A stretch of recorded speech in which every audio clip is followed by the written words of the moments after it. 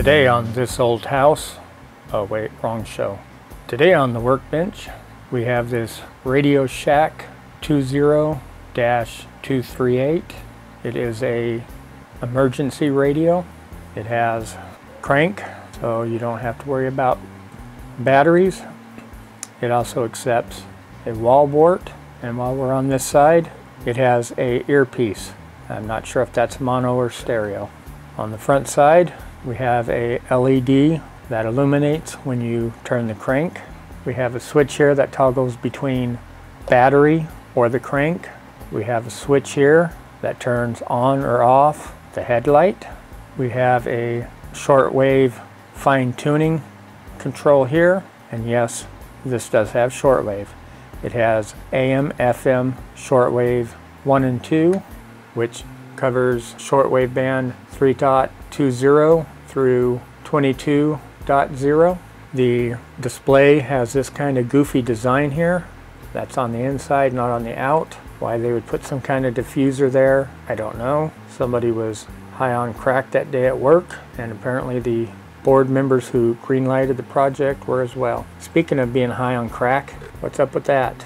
Is that for aerodynamics when you throw the radio? I don't know.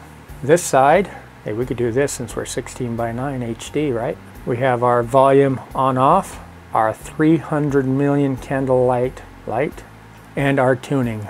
Up top, we have this mesh covered with a soft padded handle. I guess I'm on crack. That didn't make any sense, but I think you know what I'm trying to tell you. On the back side, we have a USB port, which you can turn on and off. We have the aerial. Ooh. And the battery compartment takes 3 pin lights, so you could run the radio off of the pin lights. And when you do crank, this is where all your powers go, and it's replaceable, so that's kind of cool.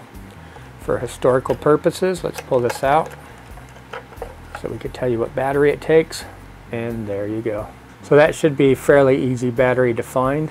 I have not been able to find too much information out on this radio. Best I could find out, it was made in the early 2000s. I did find a blog from 2003 where they talked about this radio.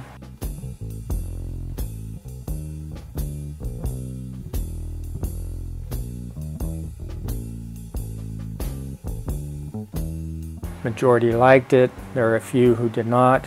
Majority said that it was a great performer. Shortwave could have been a little better. Others didn't like the shortwave, preferred it if it was just AM and FM. They also talk about this radio coming in a black finish, and the black is actually some kind of a rubber coating, so it's non-skid. This is really soft, and I guess if you put it on something hard, like your dash of your boat and you're hitting some waves, yeah, this would slide about. I could see that. I cannot offer you too much more of a review or overview of the radio. I bought this guy at my local secondhand store, and I probably paid more than I should have. I got caught up in the moment, I guess.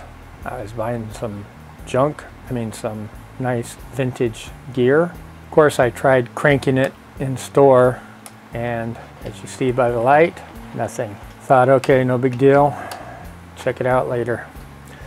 This does not offer a hardwired AC cable. It's via wall wart only. I've put batteries in it, fresh batteries, rechargeables, and it's a no-go. And I've plugged this into my workbench power supply, and again, it did not fire up.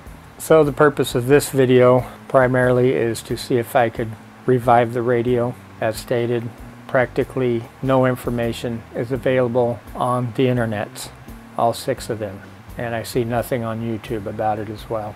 So with that said, let's crack it open and see if we can find something easy to fix.